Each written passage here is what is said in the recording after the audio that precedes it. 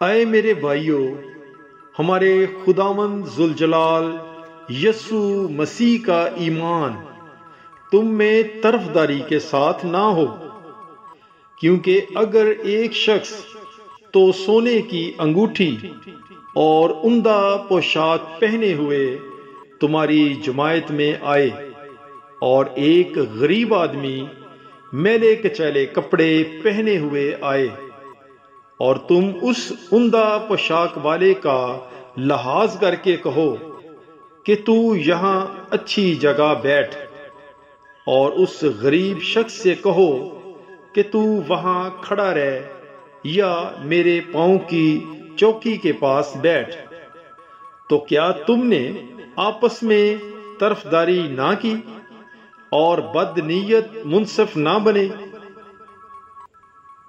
مقدس یعقوب 2 باب 1 تا 4 آیت تک۔